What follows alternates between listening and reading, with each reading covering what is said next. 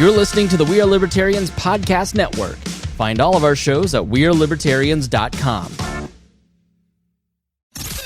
All right, let's get back to some boring subjects. Understand the risk to our country. Freedom brings people together. You're listening to the We Are Libertarians Network. Learn more at wearelibertarians.com. Welcome to the program. We are going to talk about... Listen, I had a tragedy happen to me. I was moderately inconvenienced. And as a white man, I was outraged. I went to get my quesarito, and Taco Bell was closed at 7 p.m. on a weekday. And I was like, what the hell is going on? There must be something happening here. So I've convened a panel to discover how we can fix this, because the quesarito is delicious. But Taco Bell, you're full of shit because they've canceled the quesarito and they're not serving it anymore. Like, I just... Quit getting rid of things. They got rid of the chalupa... No, the gordito. Anyways, we're off track already. We're going to talk about why Taco Bell is closed, what it's like working in the service industry here at the tail end of COVID, and a lot of other... I talked so long that I ran out of music. So stay tuned. We'll be right back after this break. Children's Dimetapp knows the sick day struggle is real. But it doesn't have to be. When sickness strikes, Children's Dimetapp works safely and quickly to relieve cough and other cold symptoms. And your kiddos won't run from its yuck-free sweet grape flavor. Trusted by parents for over 50 years. Children's Dimetapp, your stress-less sick day solution. Use as directed. This episode is brought to you by Amazon. Sometimes the most painful part of getting sick is the getting better part. Waiting on hold for an appointment, sitting in crowded waiting rooms, standing in line at the pharmacy, that's painful. Amazon One Medical and Amazon Pharmacy remove those painful parts of getting better with things like 24/7 virtual visits and prescriptions delivered to your door. Thanks to Amazon Pharmacy and Amazon One Medical, healthcare just got less painful. Warning. This show is for adults by semi-adults, so the language is sometimes strong and offensive. I don't know what I said. Welcome to the Chris Spangle Show. Our goal is to help you sound smarter while talking to your friends. If you struggle to understand politics, we explain it from an independent, libertarian point of view. With all of the irreverence it deserves, we toss out the screaming heads, put people before political parties, and give context to the news to make you think. Now, here's our host, Chris Spangle, a 15-year veteran of politics and media. Welcome to the Chris Spangle Show. It is so great to be with you. We are making a lot of upgrades. We'll talk about that in a little bit here at the We Are Libertarians Network. And we want to thank all of our patrons first and foremost for making that possible. I cannot tell you how much money I have spent on the network in the last month. It's a lot. And it's all possible thanks to our patrons, and especially our $100 a month members: John Pasillo, Casey Feldposh, Lars Nordskog, Jake Edel, Matthew Durbin, Jeff Bennett, Rhinehold, Christy Avery, and Jason Doolittle. Not Jason Little. Thank you to every Wall Plus subscriber for keeping the We Are Libertarians podcast network thriving. Got a great note, too, and if you are on the fence about helping us just impact more people, you know, tens of thousands of people listen to the We Are Libertarians Network, tens of thousands of people listen to the Chris Spangle Show, and we really do make an impact. And my friend Raquel on IG, it's journey.sessions, she wrote in, and you may remember we did a fundraiser for a mom in a tough situation a few years ago, and Raquel was that person, and she just wanted to give an update. And she said, still a listener and think of you as a forever friend. I don't know if I have properly said this, but thank you. You helped me, a complete stranger, in one of the most difficult and darkest moments of my life. Without a desire for freedom, I would have never found Wall. I had no idea at the time in 2016 or 17 that desire for freedom would propel me into finding myself again and shedding so much. You were a true friend to a listener at the end of a rope. You helped me have a voice. Your community helped me when the church I grew up in turned a blind eye to my situation. Keep it up, Chris. So all of the different We Are Libertarians shows, the Chris Spangle show, all of our co-hosts here on the wish her the best, and we raised $5,000 for her at a time when she needed to get out of a very dangerous situation, and just is blossoming. And we are so thankful for this audience, and we love each and every one of you, and it is all possible because of our patrons, which you can join at joinwallplus.com, WAL. And all the best to Raquel. Just go give her a follow at journey.sessions. I didn't say Rachel, did I? It's Raquel. So, I don't know. Let's introduce the panel. We're going to talk a little bit about why my Taco Bell was closed at 7 p.m. With us, as always, is Harry Price. We have been off live for about 3 weeks. I had to record the History Podcast. The first episode of the History of Modern Politics was released to patrons last night, so you can go and listen to episode 1. We're releasing one on the 1st and 15th of every month, and we had to get that ball rolling, so thank you for patience. But then after I was done recording, we went to Gunther's birthday party, and our families all mingled, and we had fun, and we watched Paul just strike out with a home run. We can't even get into how hopeless Paul Copeland is. Sometimes he gives me secondhand suicide. Harry, I mean, it was really just like, what is wrong with the Eeyore over there? All right, first off, Paul's not Eeyore. It's just, Paul's Paul. I know. He's a hopeless libertarian, but that's why we love him. Yeah, I mean, this girl was so into him, and he just nothing. He won't ask her out. What are we doing here? All right, so when it comes to Paul's personal life, I'll tell you right now, who is someone who's poked a finger into it. It's dangerous. Don't do it. Paul's one of our co-hosts, and we love him, but oof. Producer Paul. But Gunther is beautiful, happy, fun. This is the first time I've met Gunther, your child, and we had such a great time. And happy birthday to Gunther. Yep, she finally turned 4 years old. So that's how long it's been. Yeah, no, I know. Yeah, and it was so nice. Like your mother, shout out to your mother-in-law, and your mom was there too. Mm-hmm. She's like, she listens, and your mother-in-law. Every man should want their mother-in-law to talk about them the way that Harry's mother-in-law talks about him. She was just like, I love him. He is the greatest man. I'm so glad that he is married to my daughter. It was just very, very sweet. Oh, yeah. Well, yeah. She's been my mom. She helped me through college, so she has been there helping me with my growth. It got me where, she assisted my mom to get me where I am today. So I have many moms. It helps out. But yeah, it was great. I have had many moms too.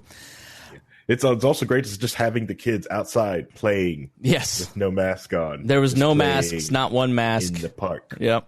Nope. Except when we were indoors, we all wore masks indoors the entire time. My girlfriend's daughter, she's 2. She's never worn a mask, and we went to the Children's Museum, and she was very excited to get a mask for the first time, and then 15 seconds later took it off. Rhinehold, how are you doing? Your hair is getting long. It is getting long, and I'm just letting it go. I'm going to see how long we can do this and return to my old 70s roots when we used to wear our hair like that all the time. I know people are mad at you because you're a liberal, but really you're just like an old deadhead. I'm an old hippie. Yeah. That's all it is. So, but work has been crazy this week, so I am just kind of like realizing that it's Saturday for the first time and starting to calm down a little bit. Well, I knew you'd be mostly useless because you're brain dead this week, so I'm just really being sweet today. So I've invited a panel on. I listened to we're making a bunch of different changes to the network. I've decided I'm going to keep doing this, and I'm going to turn it into a business and then make everybody just the We Are Libertarians network is growing and going to be the envy of the entire movement within the next 3 weeks. You'll see why. And part of that is because we've added Hodey Johns. He has, if you've listened to the podcast feed, The Enemy of Our Enemy, it now has its own feed, so go and subscribe to that.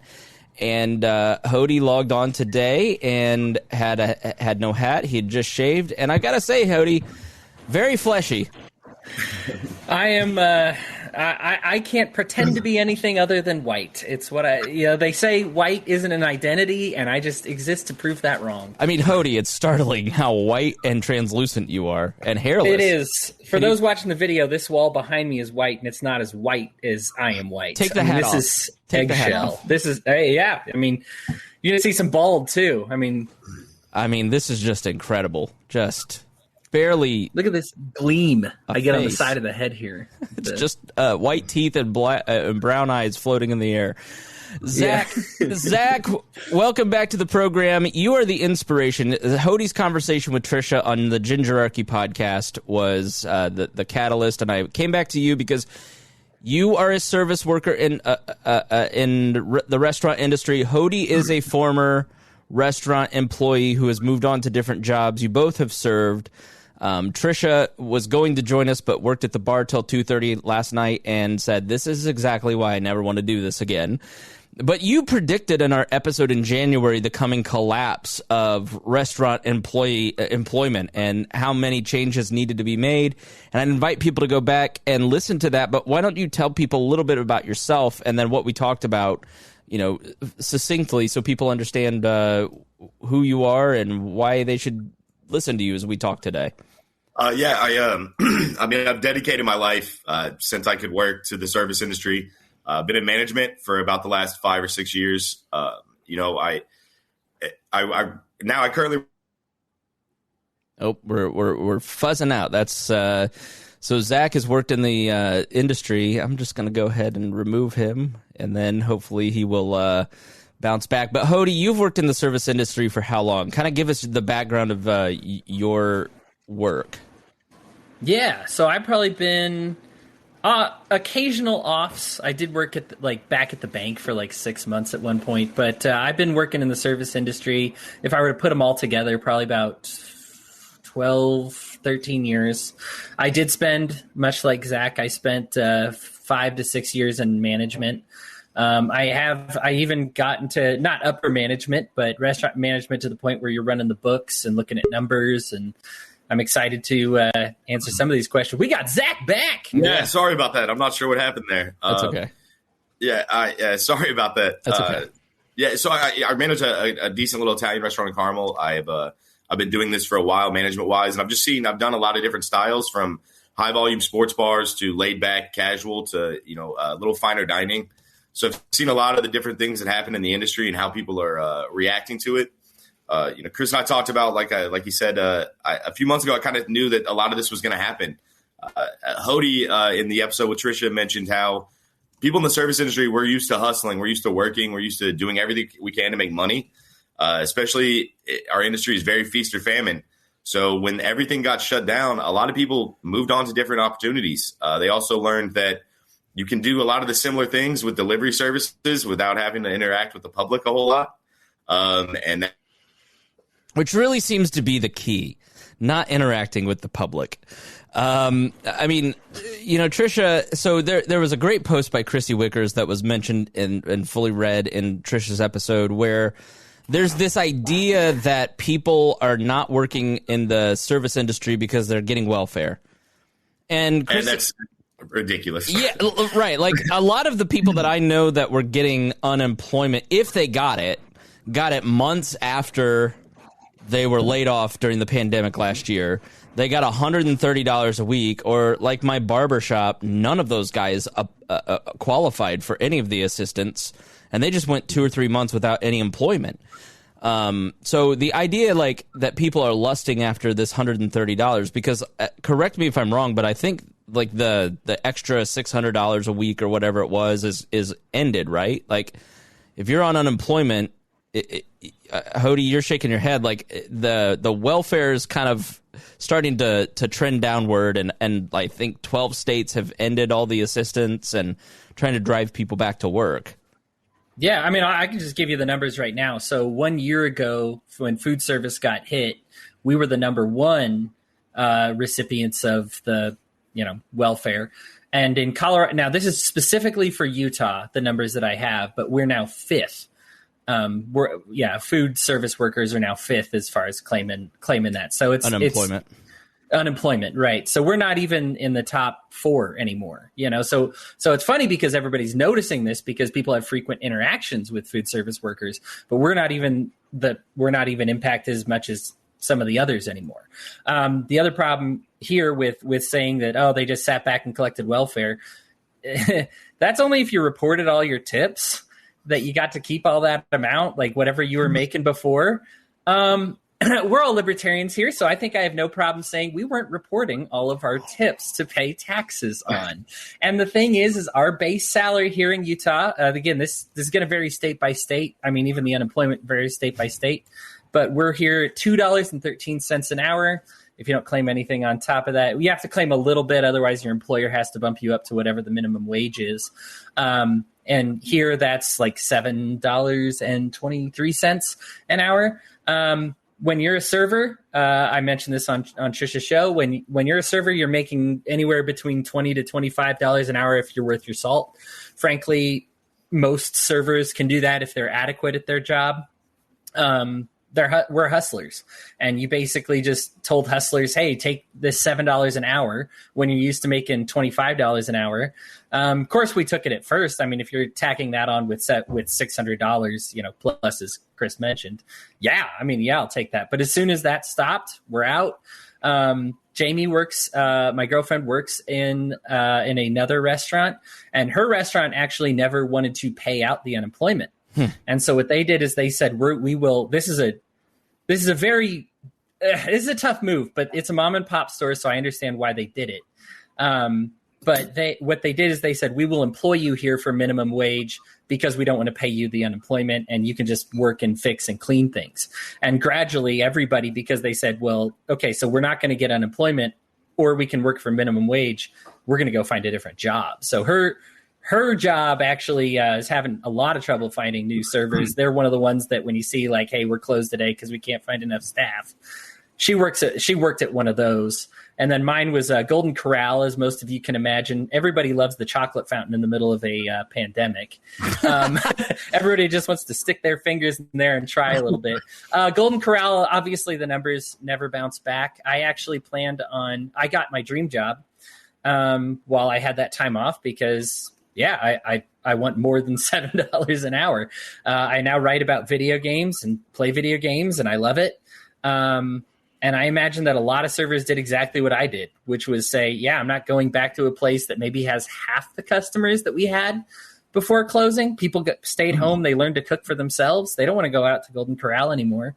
And I'm not going to do that job, even if I can make, $15 an hour. The work demanded, Zach knows, he's managed it before. The work that's demanded of your servers is, if you're not making $20 more an hour, it's not worth it. Yeah, and Zach, I mean, you're deeply connected to the restaurant industry. Indy has a thriving restaurant industry, 12th largest city. It's a convention city with a lot of pro sports, so there's a ton of restaurants here. And you know a lot of folks. I mean, does what Hodey described there in Utah jive with what you're seeing? People didn't want to deal with the extra regulations, didn't want to deal with the lower pay, and went and found other jobs.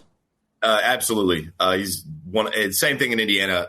A lot of it also, people didn't want to deal with, these petty arguments that people brought up with mask mandates. Like, servers have no control over that. So wait, you're telling me that turning employees at businesses into cops isn't fun? It was a downfall as well. Right. That there are managers like myself and the other ones on my team currently that, we definitely handled it as much as we could. But, a lot of people, I don't know if being cooped up for a year made people forget how to be in society sometimes, but it's, a lot of people just got done dealing with the extra stuff that people don't realize service industry deals with on a regular basis. Like what? Say it. People making reservations for 4 at 7 o'clock and then showing up with 8 at 7:15 and demanding a table. Being upset that we don't carry a certain product, or not understanding how distribution works and how when everything reopened, we know how to order food and how to order beverages, but sometimes it just wasn't available for us to get. A lot of people come in very entitled when dealing with service industry workers.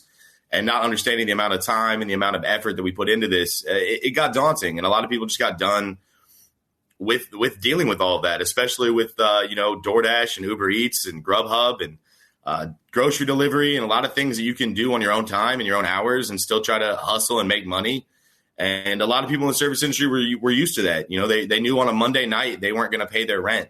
But on a Friday night, they definitely were. So it's, they found other ways to supplement that income without having to deal with a lot of the extra stuff. From my personal view in Indiana, I've already changed management jobs in the last 2 months. A lot of it is going to come down to the culture that has been built in the restaurant, the skill level. My personal view is the places that I've seen that are struggling to hire, they have, either a poor culture or maybe not, as Hodey mentioned, maybe they're not ready to go back to full capacity yet, or they still have restrictions that are affecting people's money. And the restaurants I see that are thriving and don't really require a lot of staffing are the ones who had a nice culture and have people that have wanted to be there and they want to work there and have management and chefs and that know what they're doing and know how to handle people and really put their employees first, which is something that a lot of places did not do before the pandemic, I believe. So our friend Ryan Lindsay shared a meme on my wall. You see all these "nobody wants to work anymore" signs. And he said it was Homer saying, "Nobody wants to work for you." Yeah, exactly. No, that has a lot to do with it, the service industry specifically, man. So explain like a good culture versus a bad culture. Like why, I mean, I'm not going to ask you about the particulars of why you switched, but like in general, what are the restaurants that are going to make it versus the restaurants that aren't? Passion, in all honesty. And I know that sounds strange. The places that a lot of the places that are thriving right now are places with a lot of career industry people in areas that have customers. Hamilton County is doing very well when it comes to the service industry for the places that are busy. And that has a lot to do with the culture. It also has a lot to do with understanding, the customer isn't always right, which is a big issue in the service industry when interacting with people. And that culture really comes from training people to handle their job the right way and making sure that the execution is right and that you feel supported. We spend a lot of time together in very stressful situations. I read a study a few years ago where a restaurant at the height of dinner rush is one of the most stressful jobs a person can have. You're multitasking. You have 15 different things on your mind that you have to handle at the same time, all while trying to maintain a smile and literally perform for tables and really show off your personality. It's very emotionally draining. And a good culture is a place where you're not going to have 8 to 12 hour shifts. That 6-hour window is almost the dream for servers. That seems to be the most that servers and bartenders really, that's the key, is a shorter window to make as much money as possible, because it is a lot of work to be good in this industry. We're talking to Zach Reath, who is a general manager of restaurants here in Indianapolis, and Hodey Johns, who is a service worker that left to find his dream job. And we're talking about, why is my Taco Bell closed at 7 p.m.? I can't believe that people don't want to work at Taco Bell.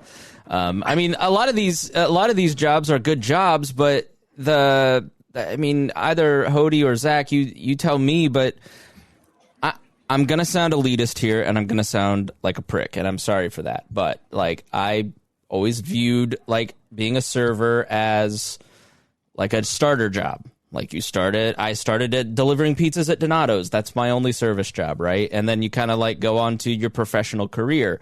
I didn't realize how much servers made and how great of a job it can be in its own professional sense, right? How has that changed over the last year? And we make the distinction here on the show between the pandemic and the behaviors changing because of people's, fears over the pandemic or concerns over their own safety versus government lockdowns, right? So how has, let's say, the government mandates and lockdown procedures, and how has that changed the job specifically? Let's start there, and then I'll ask the other question. At least from my point of view, I see a lot of people, the lockdowns, especially with the capacity restrictions. Hodey touched on it as well. The more people in the building, the more you're going to make as a server or bartender. And when we have to cut down on tables and capacity, there's less money to go around. Bartenders specifically, in Indiana, we weren't allowed to seat people at the bar for so long. So essentially that took away a lot of their regulars, which is how they make their money. So you had demand. It just was completely cut off by government restrictions. I would absolutely. I would say it was hit or miss. I think early on in the pandemic when we reopened, it was still people were really cautious about coming out. But as we've moved on, those capacity restrictions, especially in Marion County, really put a damper on things that people were used to doing. And, you mentioned the kind of entry level job, and that's true. There are restaurants that are entry level positions moving forward. There are also a lot of career opportunities for servers, bartenders, management, cooks, chefs. As you move up, as your skill level gets better, you get better opportunities, better companies, better paying opportunities, better chances to make money. And so I get the idea that it's an entry level position, but I started at 21 and I never looked back. I knew that I was going to be in this industry for the rest of my career. Yeah, Hodey, touch on that. Yeah, so Golden Corral had substantial restrictions. Obviously, being a buffet, there's going to be some problems there and things that you want to fix. Look, I already threw the chocolate fountain under the bus, but buffets aren't always the cleanest place. We know because it's only as clean as your neighbor, and so what they did is they said, okay, so everybody has to have a new piece of silverware with every trip now. And the server has to be the one to get that silverware with every single trip now. And that silverware has to be wrapped up, and your server is the one wrapping that up. And they have to get you a plate every single time. You can't grab your own plate anymore. And we can't give you a bunch of plates at the beginning. We have to give you one at a time. And it just, all these things made it, one of the reasons, I believe I put in my notice 3 days after I actually came back from the job, because it was so obvious that I was like, I have half the business, I'm making half the money, and I'm doing twice the work. Like it is, I was drenched in sweat, and when you're drenched in sweat and leaving with $80 after a full day, you're like, no, this ain't it. I could have written 3 articles and made $100, and I'm not doing this anymore. So I did want to touch on some of these things because mine changed drastically. You asked a lot of questions in there, Chris. Why is my Taco Bell closed at 7:00? I actually have run the books for a fast food restaurant for Chick-fil-A. This was a while ago, but it's one of the most stressful things that you can do because all fast food restaurants are basically looking at somewhere between like 1%, 2%, 3% profits. And those profits, if your restaurant is open for 24 hours, if your fast food restaurant is open for 24 hours, your profits are going to come within like about eight hours of the majority of them. And you're going to be looking at like a 70% loss on all the rest of those hours. So a lot of these, they have the help. They have just enough help to get through the rush. And there's no way your Taco Bell even wants to think about opening at even slow-ish hours. Because like I said, when you're dealing with a slight percent, 1%, 2%, 3%, and now you've got a government loan that you have to pay off on top of it, you can't afford to stay open for 24 hours. Walmart's recognized this. That's another one that cuts very slight profit margins. Fast foods, a big one. But basically you say, look, Texas Roadhouse is a great model, and they did this even before the pandemic. Anybody who goes to a Texas Roadhouse, you'll probably notice most of them aren't open for lunch, especially during weekdays. None of them are open for breakfast. They do make exceptions. When I was a corporate trainer, I actually visited some that made an exception for ones that were extremely busy, and they knew they were going to be extremely busy. But the thing about these profits is they are so slim that it only makes sense to be open during certain hours. Now, why then, in non-pandemic times, you might ask, did they stay open for longer? Well, you're more likely to come back during a busy time if you regularly shop there. And so they want to stay open. Basically, if you say, well, I went there at midnight one night, so I'm going to go there for the next 7 times during their normal hours. And so they do it as a trap, just to basically say, okay, you were out at 2 a.m., you got some McDonald's because you were on a road trip, but now you're hooked on McDonald's. You love those fresh fries, don't you? And you're going to come back here for lunch. And so that's why, but they can't afford that hook right now. And so they really can't afford to do it. It's part staff, of course, and I don't want to ignore the staff that isn't tipped. Tipped positions are awesome. I will stand by this, and I will argue with, if this turns into the whole rest of the episode, I'll argue with you this all day. I love being tipped. I do not want a flat wage. One, I hate paying taxes, and so it's nice to not have a flat wage, so that way I can not pay taxes. To be clear, Hodey pays all of his taxes and reports all of his income every single time. Right, regular winkety wink, right? Yeah, no. But here's part 2 of that is it is pay for performance. I think it's funny because people are talking about how servers should be paid a flat wage. In reality, I think everybody else should be tipped. I think the world would be a better place if we tipped based on performance. I know my service is a lot better because I'm paid based on my performance. If I were paid a flat wage, I would not nearly do the things that I do. I am a college graduate. I got my degree in theology. I'm a paramedic too. I took 3 semesters of courses to ride on an ambulance. I worked in a hospital. I wasn't technically a CNA, but I did all those jobs, IVs and EKGs and all that. And I made a ton more money, and it was a lot more fun being a server and doing tipped jobs. If I were tipped for the work I did at the hospital, I'd probably love that more too. Because it's just like Zach mentioned, it's filled with hustlers. People that work in the service industry love to hustle.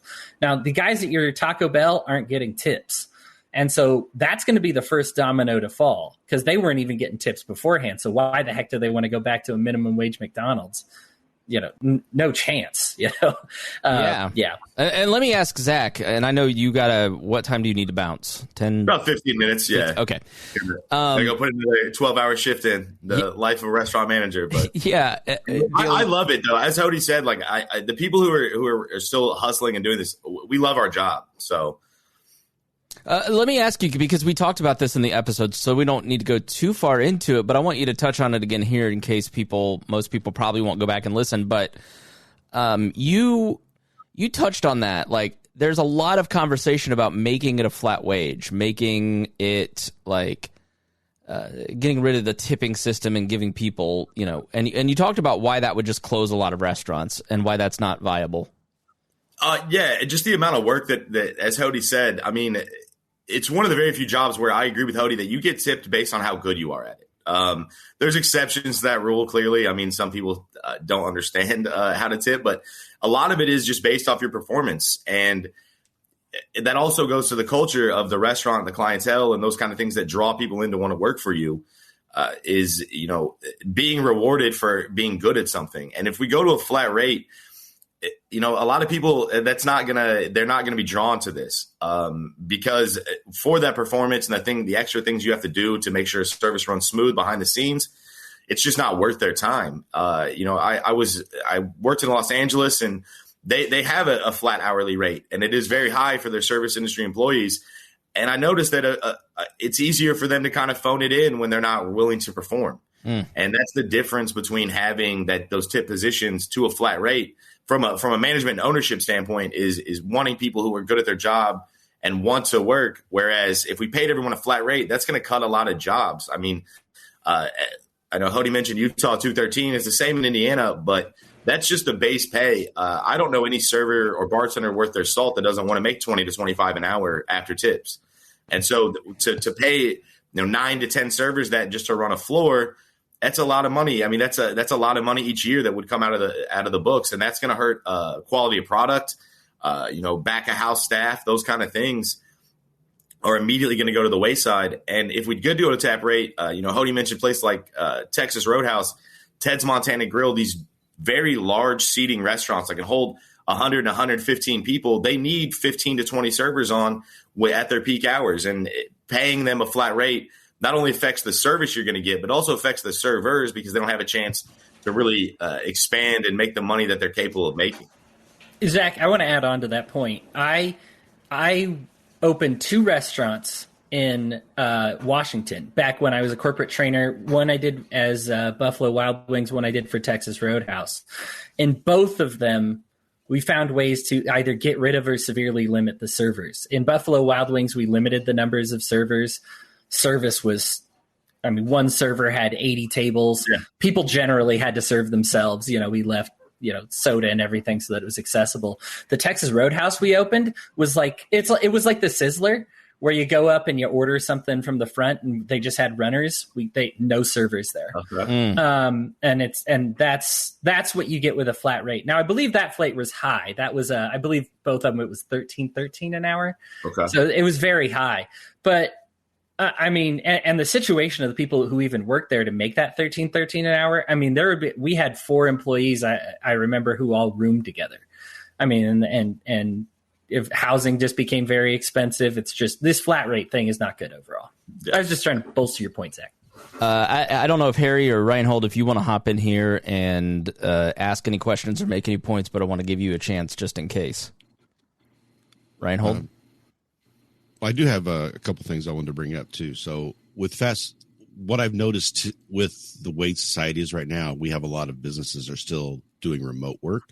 And I think a lot of businesses are going to continue doing remote. Fast food restaurants are going to make their money off of volume. People go to fast food because they're working, they're going to the work, they're driving home, they got to commute. They stop off and grab something to eat. They don't. If you had to think, I want to go get food, are you going to go to a fast food restaurant as opposed to a regular restaurant if it's going to be the same amount of time that you're going to be involved in doing so? And with a lot of restaurants now having to kind of switch their model and doing a lot more carry out, right? You can now, and you're working from home, you're not just stopping off somewhere on the way home from work, and you want to get something to eat. Are you going to go to a Taco Bell, or are you going to call up the restaurant next door and have something ordered, go pick it up? It takes the same amount of time to go there to get it and bring it back home.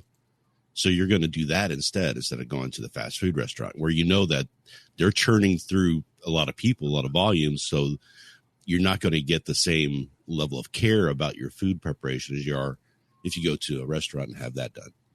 And so I think that's why you're seeing the tip of all of this in the fast food places.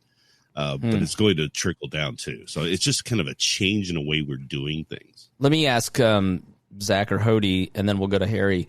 How much has the pandemic kind of permanently, I'm permanently work from home basically now. I mean, it's changed the way that I interact with my job in very positive ways. Now that means I go out to eat more because I'm tired of being in my house. But I know not everybody's like that, and not everybody was more cautious than I was. I've been to Florida twice in the last year. But Zach, how much has this permanently changed the industry? Like, do you think that like a year from now we'll kind of be back to where we were 2 years ago, or do you think that there are permanent changes with carryout and the business models that are going to last? I think the carryout is, as Rhinehold said, I think that's pretty permanent. I know that Indeed posted something that almost 20% of jobs they're posting are remote work now. So I think that carryout is going to be a permanent thing. The restaurant I currently work for, we did not do carryout because of the style of food that we do is doesn't travel well. Right. But now we have people coming in frequently. They went to straight carryout during pandemic, and now we've continued that on. I think the biggest change, and a lot of people aren't understanding, is also childcare. And the hours that 7 o'clock and those late nights on Friday and Saturday. A lot of people feel unsafe leaving their children with people, or the dangers of getting sick or bringing something home back to them. Childcare has a lot to do with what is happening with a lot of the industry right now, I believe. Hodey, weigh in on that. Yeah, and some of the comments are mentioning on this too. There's a lot of abuse that people get in the service industry. A lot of people leave it not because the money's bad. Most people leave it to make less money, but because they get sick of dealing with so much of what the environment is. Zach mentioned the importance of having a good culture, and he is spot on that. I've worked for many, even when I was the boss, I had a boss who made the culture just absolutely putrid. They treat the people exactly like you talked about. Like, these are high school dropout kids. Everybody's an idiot except for me, and they walk around like they're kings on their little fiefdom. And it's bad enough when it's the customers, but I don't expect customers to behave well. To be honest with you, here's the thing. For me, we live in a society, okay? We live in a society. Right, but for me, good service is giving good service to people that are having bad days, to turn that around somehow. Because anybody can serve. If everybody who comes in is in a good mood, you're not doing anything talented if you do a good job serving them. You could have messed up everything and they would have been happy and smiled about it. Get a load of this guy being a nice person. But good service is all about treating people who are having rough days and who are abrasive and turning it into a positive interaction. And the best servers are the ones that can do that. Now, I am fine with taking that abuse all day. A lot of times, even like those people who have high demands, they pay well. Now, of course, everybody has the horror story about the guy who demanded 1,000 things and stiffed you on the bill. Everybody has that. Flat out, I more often than me not getting a tip that I did deserve, I got a tip that I did not deserve. I got extra. I mean, and that's just, and so, well, it is our tendency to dislike people because we think about the worst customer we had tonight. Well, we had 100 customers tonight, and if only 3 of them stuck out as bad and 20 of them were like way nicer to us than we should have been, then I ended up coming out making more than I probably deserved. Right. And so, but the abuse from the management and from the upper management, and you can tell with these billboards that nobody wants to work for these people, and you can see exactly why. When management sticks that sticker up there and just says, everybody's lazy, nobody wants to come in, I hate everybody. And you look at what companies are doing that are, Zach mentioned successful companies, successful strategies. What are they doing? They're upping their pay. They're leading with their environment. They're saying, come be a part of this. This is a family. This is a lot of fun. We're going to pay you right. We're going to treat you right. We're going to give you all these concessions. Because what you have is a bunch of these people who walked around like they're these kings on their and you're just a serf, they're kings on their serfdom. And it is a putrid behavior. It's something I have seen in most, I'd even say most, like, store owner or above position. Those people are absolute jerks. I understand the society's beating them down. Most of them do. I totally grant this. Work 80+ hour weeks. But it takes it's kind of like being a politician. They do have to work hard, but it takes a special kind of psychopath to sign up for working that hard. And so therefore the result that you get is like leadership by psychopaths. And this is kind of what happens in restaurant work is they take those people who are willing to sacrifice more and more and more of their family time because they just don't care about humanity anymore. They lose that touch. The successful ones, I saw this Chipotle the other day. They're not having problems because they're bumping up their wages. Right. You're just going to have to do it. Now we're about to ready to say goodbye to Zach. So before we go to Harry, I want to get his thoughts on one last thing. Vincent writes, there are only so many times you can get called the N-word. Thoughts? How many times? I'm just kidding. Make it awkward. Well, let's say goodbye to. That typifies it, right? Like your sandwich is wrong, or you forgot the fries, so you're gonna call somebody the N-word. Like what? Grow up, people. This is why I need to be in charge. Zach, thanks so much for joining us. We really appreciate you being here, and best of luck today, and hopefully you don't get called the N-word. Hopefully not, and I hope it doesn't happen, period. But, I thank you guys. Just service industry, I know there's a lot of misinformation being thrown about, like Hodey said, about nobody wants to come to work, nobody wants any of those things. Even with the development of apps like SnapShift, which is big in Indianapolis, has, that's something. It's basically an app where you can hire someone for the day in the service industry.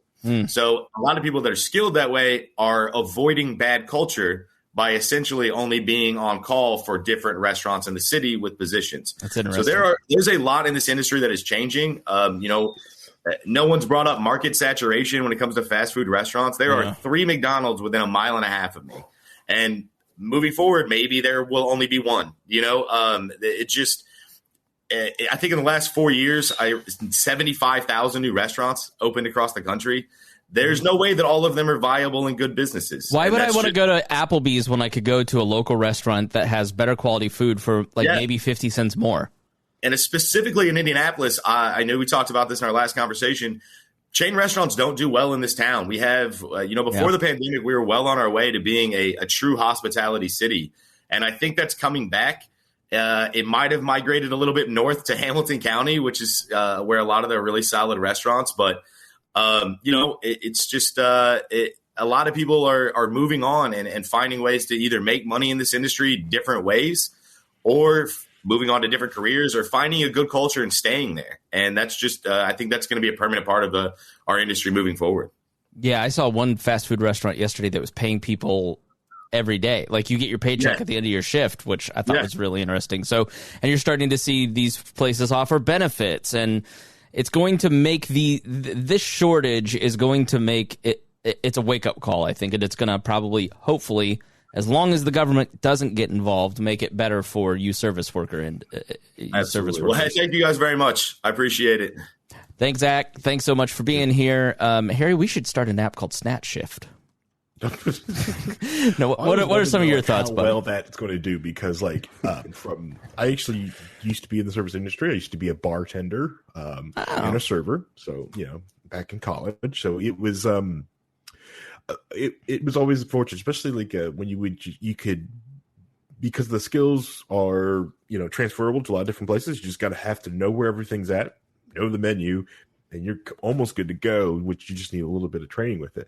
The one thing what I wanted to touch on is to understand is that people in the service industry are hustlers. They are hustlers. They will make a buck. They know how to make a buck. They know how to make money. So that's the other thing, getting that skilled talent to come back, that's going to be rough, especially in when it comes to bartenders, because they're barely going to make they're making any tips anyways, and they need the bars open and need the volume, because they're making $1 every drink that they do. So if no one's coming up to the bars making their drinks, they're barely going to get tipped out basically from the service for doing that. So they're going to go find something else. So not having these bars open, not having these venues open, bartenders or people who do that for a living, they're going to go find something else. They're going to go do something else. There's so many different things are opening. Things are remote. And they're also hustlers. They will go and find work. It's that is, let's see, the other thing I wanted to go with is when it also comes to a lot of these service workers, right? All right. The other aspect of service workers is that not all of them are, like you put aside, have the best paperwork, and that's usually the ones that some want, because I can treat them like crap. Right. Well, after a few years of not being able to hire them, or being or just prohibited to hire them, or you can't get that type of worker, or they can find better work from and more stable work, because with you being closed, that hits them more. They can't get unemployment, so they're going to go. A lot of them have moved on to warehouses and other manufacturing and doing other things, and they're not going back to you. Yeah, I mean, I don't think it can be understated. So this happens after every pandemic. I mean, we lost an extra 500,000 Americans last year. I mean, that can't. I mean, I know whatever your beliefs on COVID are, that's a huge tragedy and a huge loss. And it wasn't just all old people. I mean, that are retired and out of the workforce. We lost a lot of workers, and then you add on top of that a COVID level amount of deaths to the opioid crisis over the last decade. And then shutting down immigration for 5 years and not, I mean, you're pushing, let's say at a hospital, you're pushing Indian and Chinese doctors out of the country to, and so that's just letting people kind of rise up the ranks. And so population loss, population decline, especially rapid changes, allow for people to move up. So part of the reason that the after the Black Death in the 1300s, there was a Great Depression a generation after, is because so many people moved up so quickly and it killed feudalism, because nobody wanted to be a serf anymore, because they could go and work at jobs that gave them land and gave them wealth, that there wasn't anybody left to do a lot of the jobs at the bottom of the socioeconomic ladder and starting positions, and then not for nothing, we've taken away teenage summer jobs, made that too hard to hire teenagers to work. We've also just, I mean, parents are different and don't let their kids work as much. You've raised here in Indiana, you have to be almost 17 to get your driver's license instead of 15 and a half or 16 like when I was younger. And so you've got less teens working. You've completely destroyed the internship programs. So there's less college folks working. So there's a myriad of reasons why you're starting to see these entry level jobs like a McDonald's or a Taco Bell start to diminish their workforce, and why the jobs that are great in the service industry that Zach and Hodey have worked at are staffed and functioning well. And it only incentivizes, Hodey, and then we'll wrap up on this segment, and everybody can kind of weigh in on what they've been hanging on to that they didn't get to mention.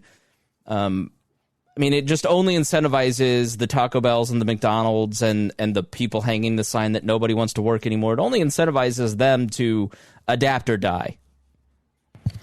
Yeah, guilt is not much of a motivator for people who work in sales. And once again, servers are mostly sales-oriented people.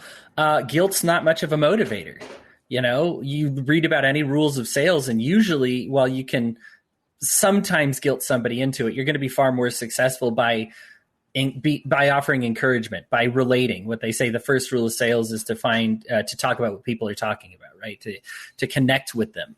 And it shows a severe disconnect among people when you hang that sign up, or, you know, take the time to put the little letters up in your billboard that say, nobody wants to work for us anymore. Well, that's that right there is why. You know, you'll take the time to do something passive aggressive like that, but you won't take the time to know your employees, you know, to understand what they're going through, to understand their strengths and weaknesses. I mean, these are just flat failings that are rampant in the service industry, because they get these people who have saying, oh, I managed a Target for 5 years. Yeah, sure. They even hang signs up. Do you want to own this Wendy's? Do you want to own a Wendy's? Call this number. We'll probably hire you if you have any amount of management experience. You know, and you just get all these people who just have these complexes that want to take over, and they want to guilt people. And that's no way to run a business, is based on guilt and fear and anger. And there's way too much. Start doing some things differently. Then you mentioned the paperwork. I couldn't even count the number of times when I had said, oh, our dishwasher guy didn't show up. Okay, well, I'm going to call another dishwasher guy. I don't care if he's with his family, but if I'm going to say on the phone, if you don't show up, I'm calling ICE. You're my bitch. Wow. Yeah, I mean, and this is a like I said, I lost track of the number of times it happened. This is common. This is normalized behavior. And yeah, it happens from the guests too. I think every week at least, every restaurant has some couple that comes in that says, we want a non-Mexican, or we want a woman, or we want we want somebody of this intersectionality. We don't want, a man, or we don't want a Mexican, or we don't want a black person, or, something like that. And every restaurant, Zach mentioned it, we've been used to saying the customer's always right. And so if the customer complained, something went wrong. And so what we are right now, the restaurant, this was before the pandemic, but we're going through a crisis in the restaurant industry right now, where we are legitimately torn between our corporate bosses who says make all problems go away, and our customer base, which says, I don't want you serving customers that make racist or sexist demands.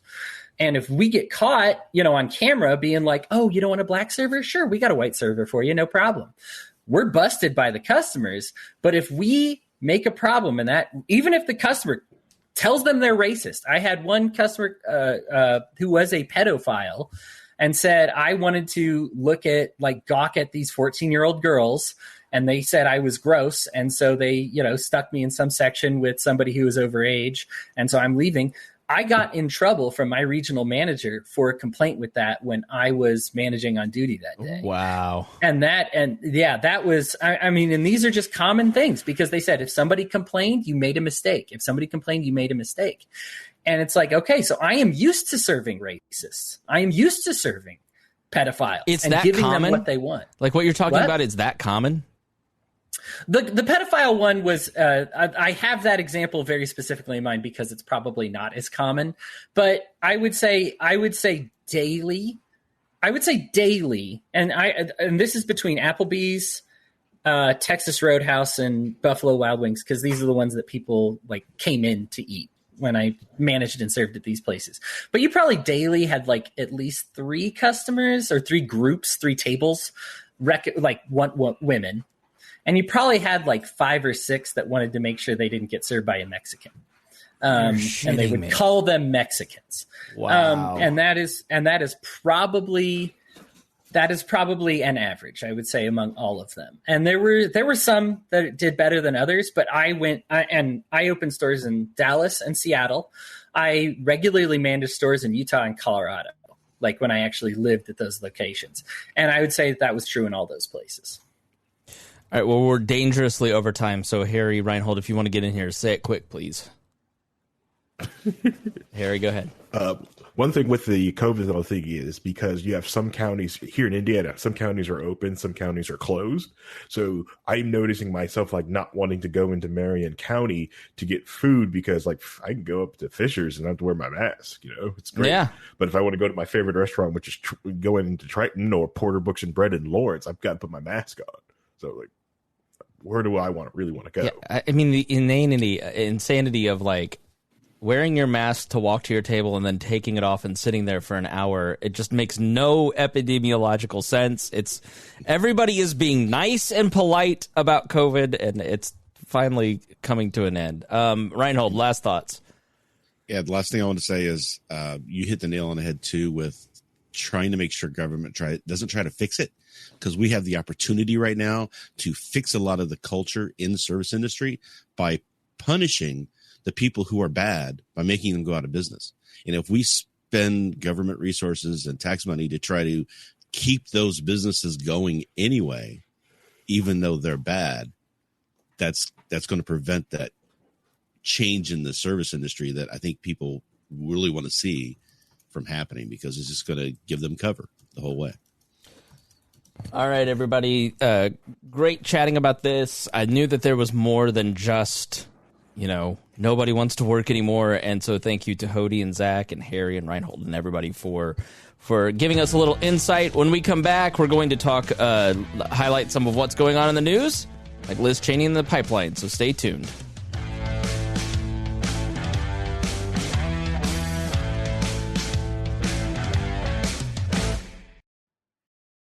This episode is brought to you by Progressive Commercial Insurance. Business owners, meet Progressive Insurance.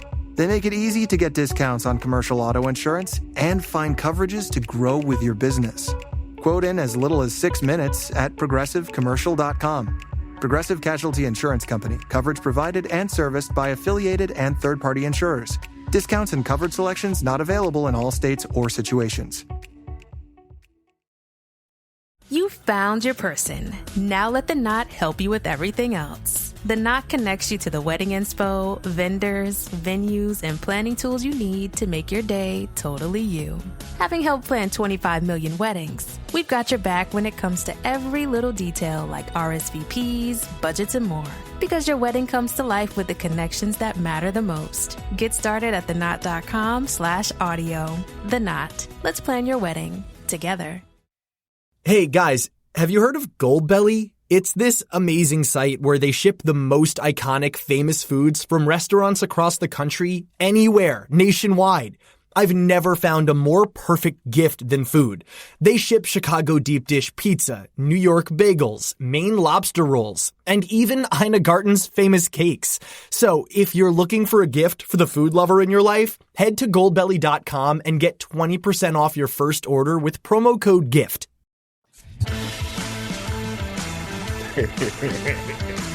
Welcome back to the Chris Spangle Show. Thank you for joining us, and thank you for listening to ads. We are adding ads to the program. We are selling advertising for the first time. We've got our first sponsor. We're selling it across the whole network. We're turning We Are Libertarians into a business. The We Are Libertarians podcast network. We have 9 shows, soon to be 10, 11. Caleb Franz is going to be joining us doing the Profiles in Liberty show. He announced that yesterday, and we're great. And we've got one other podcaster that we are working on that will be a great addition to the network. And then we're selling ads across the network and piling that all back into ads. So, what are you going to do without social media to market your show? That's what we're going to do. We're going to pile it back into ads on other podcasts and let people know that there's a sane alternative to the other two parties here in America, and there is a way to think differently. So if you could join our Patreon at joinwallplus.com or listen to those ads and support our advertisers, that really is going to help the network grow and help shows like this continue. And if you don't want commercials, then join Wall Plus, and we'll take all those commercials, all those promos out. The other way is you're going to hear a lot of promos for all the other shows on this podcast and the other podcasts, and that is a way to network us all together and promote each other's shows and help give those shows some lift now that we can't really market too much on social media. Like if I post an episode of a podcast to our Facebook page of 100,000 people, it gets 250 impressions. So we are completely like throttled. Like we're shadow banned on Twitter. Like social media is just a no-go. So we're figuring out new ways to do it. I know if you're a longtime listener, you've heard me say I don't want to do ads. I don't really have a choice anymore. I've got to pay for this. I've got to feed my family. I've got to grow the network. And so you're going to hear cross promotion. Love for you to please go support those other shows. You know, even if you don't listen to them, just download them for us, please. That's going to help us. That's a great promo. All right, so do listen. But do listen, yes. I don't know why you'd want to listen to Gingerarchy, but I'm just kidding. Listen, Trisha's the one that can take a joke. If I said Remzo, he'd cry. I know it. So we're also changing up the show here a little bit. So we're going to do a bigger block in the front on a main subject and then add on a couple news stories just to kind of help you get caught up. There's too many cycles, and I want to cover a lot, and I want to help you understand what's going on with the news, but I can't do more than one episode a week, and that leaves a lot of subjects uncovered that I want to talk about. And so we're going to just do a little speed round. Speedy for us here at the end and talk about a couple news stories. The first up is Liz Cheney, and here's what's happened. So Liz Cheney, the representative of Wyoming, daughter of Dick Cheney, was ousted from her role as the number 3 Republican in the House of Representatives. This is an article from Business Insider. She refused to pull back of her criticism of Donald Trump and his lies around the last election. Joe Biden won the election. Donald Trump lost the election. Everything he's saying about the election is a complete lie. That is not the Business Insider saying that. That is me saying that. That is just the truth. And if you've bought into propaganda, then that's on you. So the GOP representatives voted to strip her of her role as chair of the House Republican Conference, and they've replaced her with Elise Stefanik from New York. Now, according to 538, here's the funny thing about all this. Cheney voted in line with Trump's positions 93% of the time. Stefanik only voted in line with Trump 78% of the time. And Stefanik's votes countered the president on issues that include the National Defense Authorization Act, the U.S. Postal Service funding, disaster aid to Puerto Rico, and the EPA chemical regulations. Cheney voted with Trump much more frequently, mostly departing on election issues such as the National Defense Authorization Act and withdrawing troops from Syria. Shocker. Amongst others. Stefanik, who was once considered a more moderate in the House, even spoke out against Trump's rhetoric and policy positions in 2015 and 2016, criticizing his comments on women and Muslims. So here's the funny thing about all of this. The Republicans, and they just voted for Stefanik over Chip Roy as conference chair, the number 3 position in the caucus, the Republican House caucus. Chip Roy is Chip Roy's a lot closer to like a Thomas Massey or a Rand Paul than Stefanik is, who is much more of a moderate New York Republican.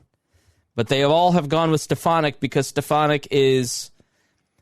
These people have said for the last year, it's not about Donald Trump's tweets. It's not about what he says. It's about the policies and how he votes and what has been passed. Now, it's not about how Liz Cheney votes. It's about what she tweets. So we're going to go with the Rhino Republican over Chip Roy and Liz Cheney. Now, listen, Liz Cheney's a dirtbag, okay? Liz Cheney is the son of Dick Cheney. Liz Cheney worked in the State Department in Middle East affairs her whole career. She is one of the architects of all of the horrible foreign policy. She is the quintessential representative of the old Republican Party that we hated. And as libertarians, we have zero love for Liz Cheney whatsoever. Okay, it's not about defending Liz Cheney. This story is interesting because, Rhinehold, this is the complete embrace not of policy, not of fact or truth. It is the Republican conference saying, we don't know how to tell our people the truth anymore, so we're going to lie to them. Stefanik is good at lying better than Lynn Cheney is. And so we need to pick the better liar who has bad policies because of her fealty to Donald Trump. Right, and it's all about the fealty, right? So they've got it in their head that they need to be Trump train MAGA all the way in order to stay alive as a political party. I've been watching certain panels and things like that where the internal politics of the GQP is trying to determine who you're they should very be proud of yourself, aren't you? Look at you. Look at how hard he's laughing, Hodey. They're really having this argument, though, about who they should be kicking out of the party and who they should be ostracizing, who's not real Republican or real Trumpist. So anybody who's on the fringes are getting who for years they were trying to bring in all these different disaffected conservative people like the log cabin Republicans, that sort of thing. That were, not necessarily the hardcore evangelical societal conservatives, or social conservatives. So they're starting to try and think that the best way to move forward is to push those people out of the party. And there's a big fight going on internally inside the Republican Party now in that regard. I guess I love watching it because I want to see it happen. I want to see them collapse and do exactly what they're doing, and just watch them become a non-factor anymore. I guess, listen, I didn't like the old Republican Party, and I don't like this Republican Party. I don't like the lies that Liz Cheney told. Even though she's telling the truth about Donald Trump and the election, I like that. But her lies led to the Iraq War. Why would I want to replace the lying GOP with another lying GOP? And make no mistake, like, the lies about the election can potentially have the same, in terms of American political norms, American life, and American government, the same corrosive and destructive effects that the Iraq War had. The lies around the election. What happens if you have a deep red state and a Democrat gets elected attorney general and they just won't certify that person as the victor? It sort of becomes a Bush-Cheney 2000 situation, but on a mass scale. Like, once you've just completely destroyed the fabric and the stability, Harry, and I know that there's anarchists listening, Hodey and Harry, like yourselves, who are going, well, who cares? Like, who cares if the fabric of American government starts to erode? Isn't that what we want? Are you guys collapsitarians like that? You want it we're accelerationists. Let's just destroy everything as soon as possible, and that's why Donald Trump's myths about the election are a good thing. It used to be like that whole collapsitarian thing until you get older or read more and learn more, and you start realizing, like, I like anarchy. A lot of y'all ain't ready for that. Right. I'm sorry, but the people that are vaccinated wearing masks outside who are they're going to just pick libertarianism? Oh, yeah. I talked to someone who's vaccinated. It sits at my table on Friday with the goggles on and mask still. I'm like, come on. But right. It's also the other people that don't put their shopping carts back. Come on, I put my shopping cart back at the grocery store. All right, now hold on a minute. I'm a job creator. Fuck you. It's not job creation. No, I'm sorry. Can't do that. We'd be against the wall right before the anarchy starts. Anyway, so I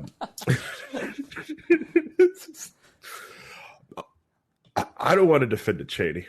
I know. That's what, listen, here's the problem. All of these people who have horrible policy ideas are right about Donald Trump, and he's right about them. It's just like, I don't want to defend a Cheney, and I'm not defending a Cheney. I'm just saying, what's next isn't better than Liz Cheney or whatever her name is. Exactly. But a lot of that erosion is already happening, and some people are noticing it too, especially in some of the deeper red states where they have these, deep red states, but they'll have a Republican, they'll have a Democrat AG or a Democrat governor. It's because they're realizing they can take these outside money, go into these other areas, and then just pick one race, just the important races, and do that. They're already circumventing and doing things like that. That's the reason why you see a lot of that. So that's, I think, that's why I always get people want to talk about, we need to get the money out of politics. It's like, okay, but before we get the money out of politics, let's just make it so you can only donate money in the areas that you live in and the elections you can actually vote in. That's one thing. But that's what I think a lot of that erosion is already happening, and then the people who can actually fix it don't want to fix it. Hodey, are you a collapsitarian? No. Collapse is ugly and a lot of people get hurt. And here's what I am. I want the government to just voluntarily surrender their power and give it to me nicely. That's probably not going to happen, but they can discredit themselves and do all kinds of things. I think it's on us to perceive of different ways besides collapse that anarchy can happen, because we kind of only have collapse as far as history is concerned. And so it's, we need to visualize other ways. I do want to say this. I want the government, and I know this is going to sound crazy, so buckle up, but I want the government to function well. I do want them to do the right thing. I want them to be able to take tax money and spend it wisely. I want them to, great example, the USSR actually did have more food than the USA. The problem was they just lacked the incentive to give it out, and so they starved a whole bunch of millions and millions of people to death. And that's kind of similar to this situation. It's the government could function. The USSR could have fed their people better, but they didn't. And that's just kind of a government thing. And so the thing about collapsitarianism is I want them to, I am rooting in my heart. I know this sounds crazy as an anarchist, but I really am deep down in my heart rooting for them to do the right thing. I was still very happy when Biden decided to keep the Dreamers here, and there are things like that where I can say, when Trump cut my local restaurant's tax rate from 38% to 21%, okay, I can accept that sometimes a good thing happens. It is absolutely overwhelmed by the bad things.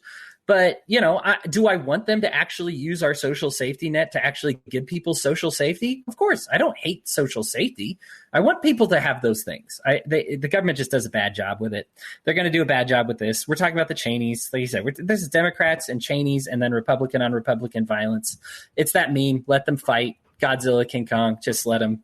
Yeah, I mean, if you were looking at the last year and thinking that the government can protect you and fix listen, America had one shot at avoiding 500,000 deaths, and it was getting testing right.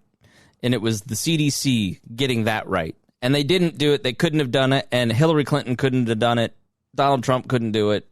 It's because it's not possible for a government bureaucracy to act in the swiftness that it was necessary to avoid what happened, right? Like there was never going to be contact tracing like Taiwan. It's not, our society is not built that way. So Donald Trump's biggest mistake was making the pandemic a culture war. And his second biggest mistake, which I kind of forgive him on because no president could have gotten the CDC to get testing right. It's just the nature. As long as the bureaucracy exists, the monopoly exists, it was never going to be done correctly, and we were never really going to have a different outcome. So therefore, all of the lockdown stuff that we've talked about, like in the last episode, it didn't work. It was all about your voluntary behavior, your choices in protecting you, your family, and your neighbors. Mm-hmm. Just like we always said from the very beginning. And government action, as we talked about in the last segment, has just made the misery higher and the recovery harder.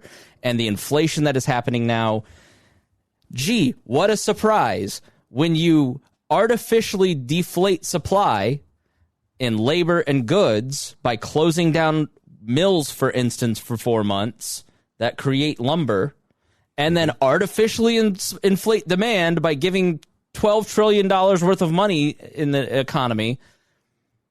Inflation happened. Well, how'd this happen? It's so galling to read these articles about this is surprise inflation. We're surprised at how much inflation there.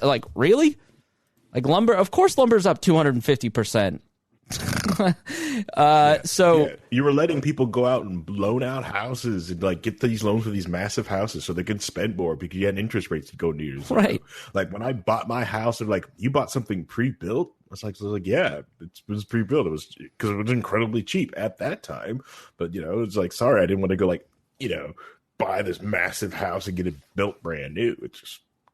But good luck. And that's the other thing of the area where these mills are at, where they could go out and supposedly could do it. It's the COVID levels are really low, And if you have any discussion about this, just look at Florida. Florida's been almost maskless technically since last year actually, and was November. They just said screw this. We're not doing half of this country has lived like the pandemic isn't happening, and the other half of the country doesn't look at that and take any lessons from it.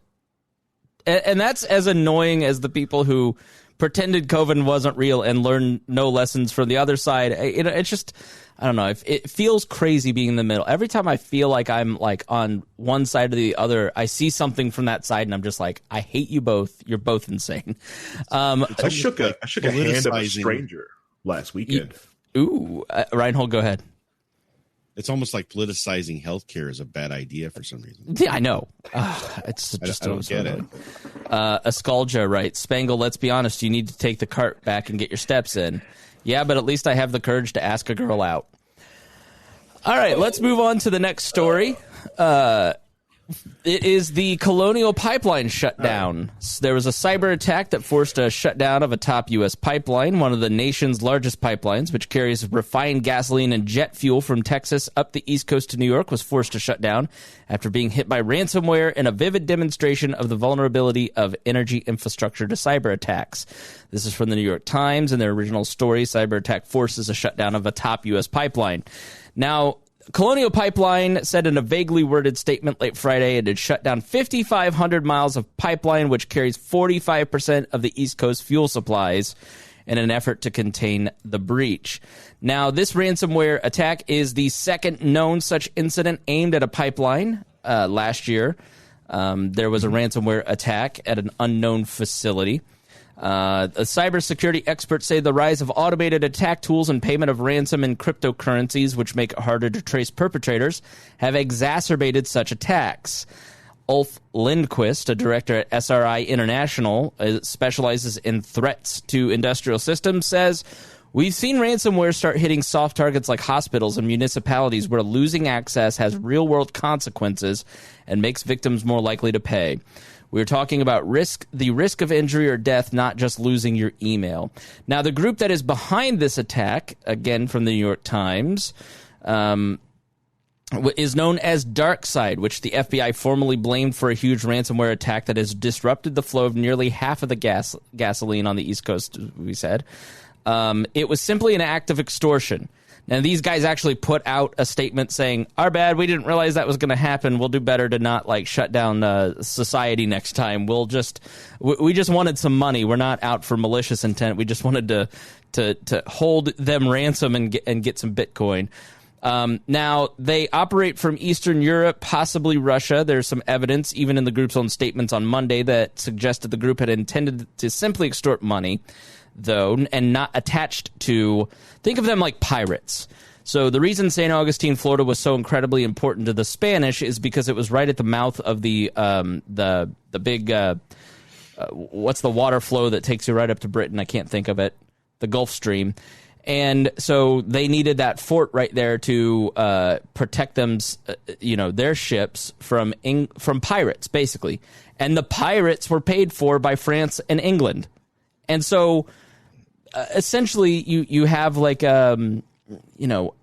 this group operates in Eastern Europe or Russia. They don't attack places in Eastern Europe like Georgia or some of those Ukraine, Belarus, and they see themselves as Robin Hood, and they're really just kind of pirates. And they're not funded by these foreign governments. They're just not held accountable by foreign governments like pirates, because Russia loves that a pipeline, because the whole, you've seen it on your Facebook page. Let's be honest. Joe Biden has been president for 4 months, and he's been a terrible president. 4 months is not enough time to fuck everything up as badly as your uncle on Facebook says. Some of that is because we had a completely incompetent president who didn't know how to manage the government for the last 5 years. So it's sort of a hilarious cell phone to blame Joe Biden for every single bad thing that's happened, when we heard from them for years it was not Donald Trump's fault. It was Barack Obama's fault. He's just fixing the mess. Okay, well, now let's just apply the same argument to you. And so the gas price thing, it's Joe Biden's fault. It's Joe Biden's fault, as if it's Joe Biden's fault. And they love that gas prices are going up. I saw local talk show hosts going, this attack is because of Joe Biden. What? No, this is an attack by pirates basically trying to get rich and accidentally went too hard in the paint, Harry, and shut something down. But, you know, there's a lot of people saying, oh, this is a digital 9/11.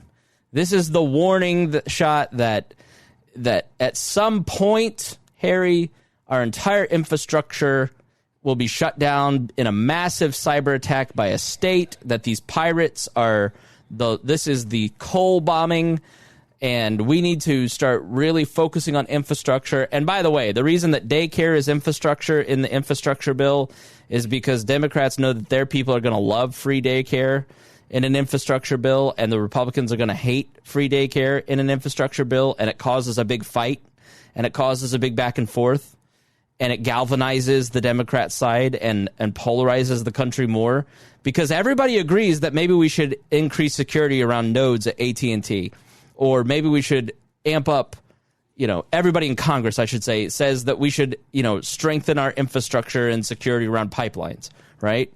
But they're never going to do something that they agree on, because that's bad for fundraising. Conflict is good for fundraising. You can fundraise off of free daycare. You can't fundraise off of securing a pipeline. So, you know, when Joe Biden tweets out, the rules are clear, get a vaccine or wear a mask, he wants you to retweet that. He wants you to get mad at him. He's doing the same poking and provocative trolling that Donald Trump did. So don't give into it. Don't give it attention. Just walk away from it. Live your life stress-free, and don't buy into propagandists propagandizing. Harry, was this a 9/11 attack? Was this like a precursor to the big one? How worried should we be about ransomware? Honestly, you should actually be a little bit more worried about it. And it's not really ransomware you should be worried about. It's these people paying things out. So this has been, all right, so there's a lot to unpack here on this whole thing.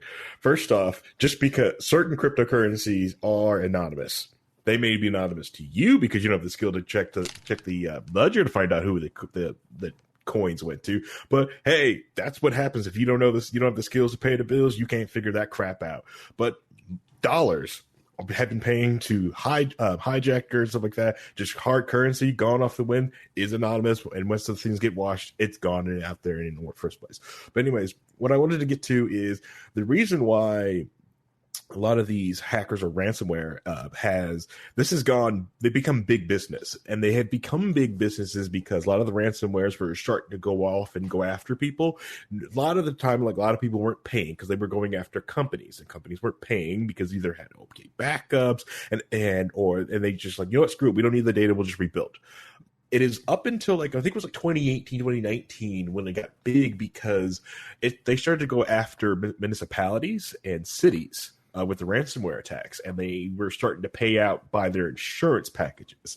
Yes, their cyber insurance packages started to pay out a lot of these ransoms because, like, oh, it's cheaper. Just pay the deductible. They get paid. We get our data back. We're back up and running. So they got more money. So this turned into a business. So the idea is not to completely disrupt, just to get enough to get that insurance payout and then go on and go after these machines. And they're able to do a lot of these things because the new crop of IT professional people working into the information technology space has gone into this area of cloud first or cloud only infrastructure, which, don't get me wrong, cloud infrastructure is pretty neat. Software as a service is pretty neat. But the issue is with it is that people, when they put things up there, they're like, well, I don't have to pay for this infrastructure at a warehouse or somewhere. What the thing is, when they put in that infrastructure idea is, then I don't need a network administrator. I don't need a system administrator. I don't need them. I've got DevOps and other people to do that up there in the cloud. But the thing is, a lot of those DevOps people, they're not security. They're not systems people. They're not network people. They don't understand a lot of these things to protect a lot of your data up there. And this has been going on for so long. Because essentially what happened is this company, the Colonial Pipeline folks, they had their data encrypted, but they didn't back it up. And so when they needed to restore back, they didn't have the backups and they couldn't unencrypt the data. And so they just kind of had to patchwork everything together and literally had people like, oil never stopped flowing. It just wasn't like, it was going from one tube, wall it off, push a button, goes to the next tube, push a button. Like, it was very labor intensive. Correct. A lot of the automation was encrypted. A lot of the things that was telling it where it should go, a lot of those scripts, that was automated. But what a ransomware attack does is it's very some of it's very simple, and some of it is built on the simple idea that they get into the machine and they encrypt it, and they just encrypt the data on it. Sometimes they use the things that are just built inside of the operating system, like just WinZip. They just turn WinZip on, lock it with the security key, lock it up, and lock you out. That's just how it works. So I think a lot of the brash of the QNAP ones was all on that whole idea that we're just going to use the WinZip that's built into your QNAP, encrypt your data, and boom, haha, we've got you now. It's a lot of it. It comes to bring it home, Harry. Bring it home. And a lot of which a lot of people have to understand is the world that we are also living into, the rapid updates. We also got to keep coding, and the idea is the trying to get rid of the idea of IT departments are slow, they do all these processes. Well, that slow code gets poked at, make sure it gets patched, make sure it's good for going for market. And that hasn't really happened in this Silicon Valley space, because growth gets you numbers, growth gets you investments, growth lets you get to IPO, but that isn't stable. And the bill has come due as a fallout of your data, and things are going to get hacked even worse. The IoT revolution that is supposed to happen, so you've got all these devices out there, and there are people with feeling of botnets. Well, those things go back to things those things get ransomware. Garmin just suffered from that last year. They shut down everything, even their factory, from this ransomware attack. I just heard that we should be really worried that this was 9/11. What did you guys hear? Well, I just to let you know that this isn't a new thing. This isn't 9/11 has been happening for 8 years at least now. Because the first ransomware attacks were, years and years and years ago. Mr. Robot was a ransomware attack, if you watch that show. So you're telling me that the news media is scaring me and overinflating the importance of a story to get me to worry. To get you to click on links and watch their content. Yeah, someone should investigate this. Happening. Yeah. I know this is a conspiracy theory, right? But they might be doing. But the thing is that one thing that has happened out of this is that every time there's a big news media report about this, IT departments freak out and they start, okay, we don't want this to happen to us, right? So there's projects that I'm on right now that have gotten kind of pushed a little bit because the IT departments are now focused on, we need to make sure our ransomware stuff's up to date. We need to spend a couple of weeks locking everything down, making sure that we haven't missed anything. And that's always been a problem with IT departments in development, because people are trying to develop fast, as Harry's saying. They're developing fast, and security is always at the last end of the thought process on developing applications, developing systems. Security now has been talking about this for 20 years, and because of that, sometimes the IT industry needs a little kick in the pants with a big news story like this to get them to realize they need to do this. I mean, there's been clients that I've had that hadn't taken it seriously because they're like, well, we don't want to spend the money on it. It's silly to do. And then they got hit with an attack, shut down their whole business. And it was a medical business. So they weren't able to do surgeries and things like that. Right. At all. They weren't able to even actually perform because they had digitized everything. So they had to shut down for like a weekend, and we had to go in there and fix it and get everything back online so that they could function. And then they're like, okay, so now we have this $1 million hit on our insurance. Maybe we should start putting in processes to help prevent this from happening again. Right. So people sometimes need to be hit in the head pretty hard to get them to wake up to do the things they need to do. Consequences have been a big part of this show over the last year. I mean, we want to absolve people of the consequences of their bad decisions. And it's a necessary, like when you are younger in your career, Hodey, you need to go home feeling like crap about your performance that day to get better. Yeah, I'm glad you bring that up, because people are eager to dismiss this entirely onto just tech problems, and they make it really scary.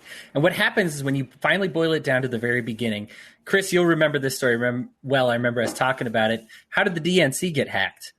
Well, ultimately at the very beginning, because they make it sound scary. Oh, these Russian networks, and they were bouncing off of servers, and they had a whole hub located in a secret underground place, and all that stuff is true. But how did it get hacked? how did it start? Oh, they said, oh, hey, what's your password? And some idiot responded, right? And this is no different, right? Like they freak you out with all these different things they do, and they're like hit with a ransomware attack. And they what they did is they downloaded all this stuff. And when you say, well, how did they get access? Oh, well, somebody asked for a password and they gave it out. And so they want to take, like you mentioned, Chris, they're trying to skirt the human error part of this by making it sound like it's a whole bunch of, oh, these evil people are just really good at tech.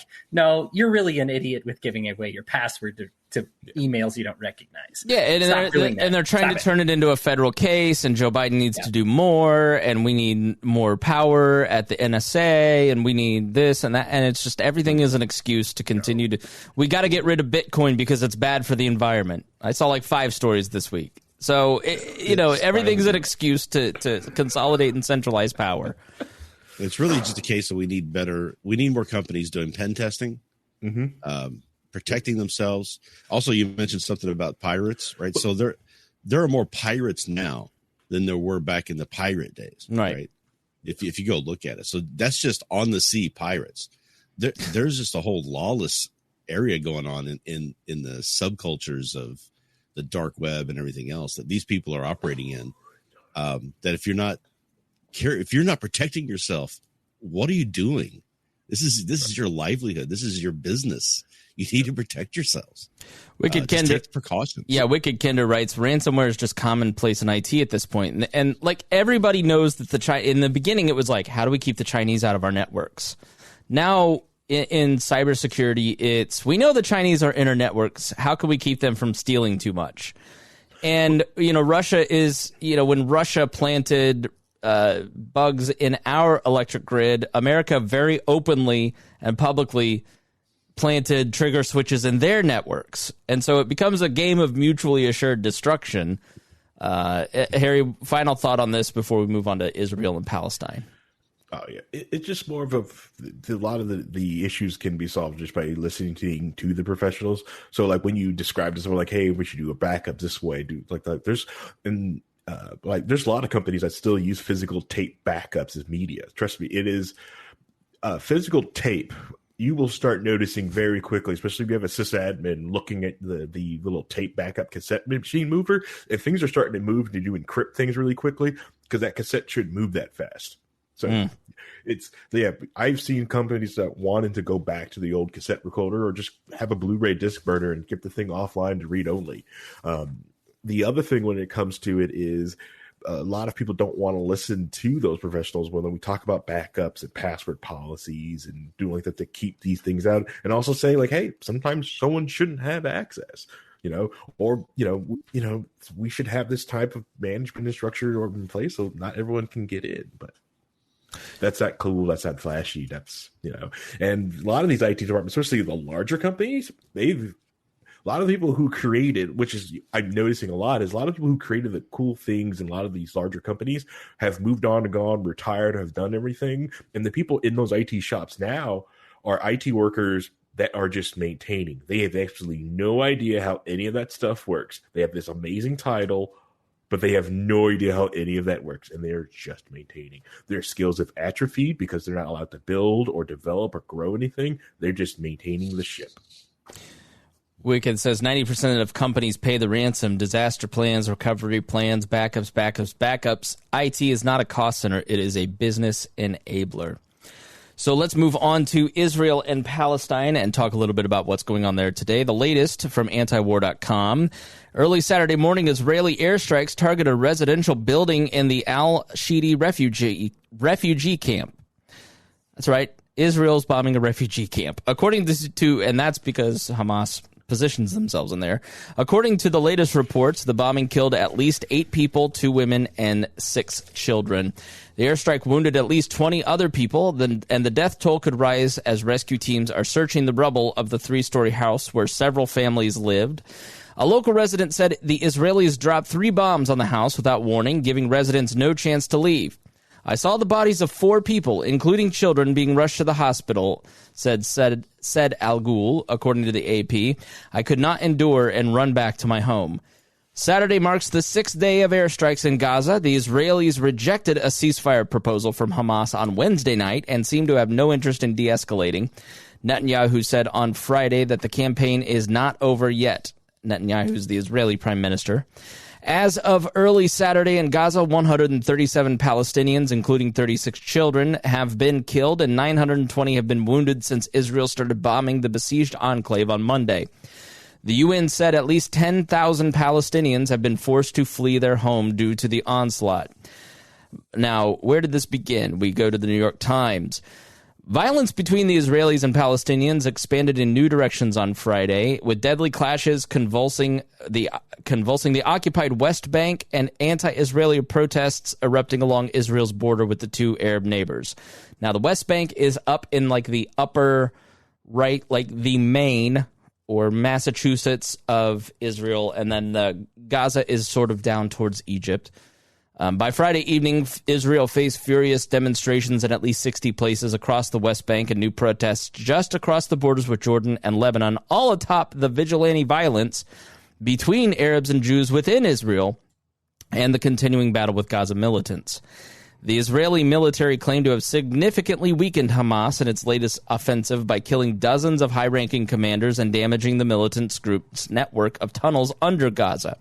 It was unclear if such losses prompted a Hamas spokesperson, Fawzi Baroum, said to Al Jazeera on Friday night that the group would consider negotiating a calming in the fighting if Israel complied with unspecified demands about lifting its hand from Gaza and the cities in Jerusalem. Israel said they're open to ceasefire talks. As Gazans waited to hear what might come next, their misery was deepening. Power was down to 5 hours a day in some places, and water came out of the pipes only once every few hours. Efforts to contain what had been a worsening coronavirus infection crisis in Gaza all but collapsed. Mob violence that killed and wounded dozens of people across Israel over the past few days, apartments and synagogues burned, stones thrown, Jewish vigilantes clashing with Arab rioters, has profoundly shaken the country. And it has resurfaced painful questions about whether years of victories for the Israeli far right have crippled any chance of peaceful, if, as some Arabs would argue, not necessarily equal coexistence. About 800 people have been arrested across Israel over the past week, about 80% of them Arabs. A Jewish woman told Khan Radio, that the Israeli public broadcaster, that a group of Arab Israelis hurled a homemade bomb at her, two friends, and her baby in the mixed city of Lod, midway between Tel Aviv and Jerusalem, though they missed. A war room of Jewish volunteers, some armed, formed in Lod a day after fiery street clashes broke out there, further destabilizing one of the few remaining places in Israel where Arabs and Jews share not only the neighborhoods but buildings. On Friday night, clashes broke out in Lod between Arabs and Israeli police at a mosque. In cities and villages across the West Bank, an accumulation of perceived injustices by Israel in recent weeks, the possible expulsion of families from the East Jerusalem neighborhood of Sheikh Jarrah, airstrikes on Gaza, and police raids on the Aqsa Mosque compound in Jerusalem. That is located on the old Temple Mount and right by the Dome of the Rock. So it is in one of the holiest parts of Jerusalem. It is also the third holiest site in Islam, led to an avalanche of protest on Friday. Now, in this particular mosque on the grounds of the old Temple Mount, you have the Dome of the Rock, the gold. If you've seen like the square building, the square Muslim mosque with the gold dome on the top. And then just down right next to that is the Wailing Wall where Jews pray. That is the only part of this particular area of a holy site that Jews are allowed to pray. It is managed by an order backed by the Jordanian government. And so there was a ceasefire negotiated basically for this a neutral agreement. And Jews will only pray at the Wailing Wall and nowhere else. And there are groups in Israel that are pushing for the right to pray anywhere in that compound of holy sites that they want. And obviously, the Muslims don't want that. It is their holy site, and they don't want, it's just a recipe for disaster. And so there's tension around this particular mosque. And what it means by the expulsion of families from East Jerusalem in the neighborhood of Sheikh Jarrah. So, Israel negotiated a settlement where they basically turn Gaza and the West Bank into independent states, specifically Gaza. That was rejected in the 90s by a vote. And so Israel has slowly over time built walls around Israel and has walled off parts of, if not all of, Gaza and the West Bank, which has led to a ton of misery in those areas. And then there is also settlements. So they are moving in. Israeli courts deem that a piece of property belongs to a Jewish family, but it is inhabited by Palestinian families. And those Palestinian families are removed. This happened in Gaza when Gaza was changed, right? Jewish families were extracted and moved out. So this entire area between both sides, they're fighting for land and literal homes and pulling people out of these homes, and it leads to tension. So now some of these, they're using live rounds. They're, using skunk water to push protesters off. You have people in the streets on both sides of this issue. Now, when Palestinians moved to confront the settlers, they said 7 Israeli soldiers staffing the checkpoint at the entrance to the village started spraying tear gas and shooting live ammunition. They were later joined by backup, the residents said, and clashes continued Friday night. Before the current crisis, Gazans already lived in what one United Nations human rights official called a toxic slum, a jagged strip of land blockaded indefinitely by Israel and Egypt, where roughly 2 million residents endured daily power outages up to 16 hours and had running water only every other day. Now they're down to about 5 hours of electricity per day and half their usual water supply, according to an Israeli security official. The official, speaking on the condition of anonymity because of briefing rules, said the shortages were partly because Israel had closed the border crossing through which most of Gaza's fuel arrives, but also because Hamas rockets had damaged power lines that could not be independently confirmed. The official said the power lines to 2 Gaza sewage treatment plants were damaged or down, and the UN's Humanitarian Aid Coordination Agency said a water desalination plant was not operational, cutting 250,000 residents off from water. About 150,000 people in Gaza City had limited access to water because the power cuts were affecting the pipe supply. The lack of power is starting to affect hospitals, which are already full because of the pandemic. So you have the Israelis building a wall around Gaza, turning it into a ghetto, and then treating it like it's a siege, cutting off power, cutting off water, cutting off sewer, cutting off desalination plants. I mean, Rhinehold, it is, let me take a balanced view here, right? So if you were Israeli, you say Iran is funding Hamas and they're shooting rockets into our towns, killing old women on buses, killing our women and children. We have every right to defend ourselves. The Palestinians say you're colonizers who have just decided that you're going to take our land, and we have every right to fight back. What say you? What say I? I say that, first of all, the argument that Israel's defending itself because the initiation of violence from the Palestinians is interesting when you notice the death toll when you compare the two. It's like, what was it, 10 times as many people? They kill 10 times as many people as the Palestinians do, right? I mean, if there was only something we could compare this to, like if there was another country where foreign people came in and kind of just started taking over and little by little were pushing the native people who live there out of the better places to live and sticking them on little areas that they were being limited in their ability to do, to live on, right? Like maybe we call them reservations, right? If we could just see what would happen if that continues to its full extent, maybe we would have something to compare this to. But this really, my opinion, we have to understand how much the Western society has dictated what's going on in Israel. So we can sit there and say, oh yeah, the Arabs and the Israelis aren't getting along, and it's a shame that this is happening. But we created it.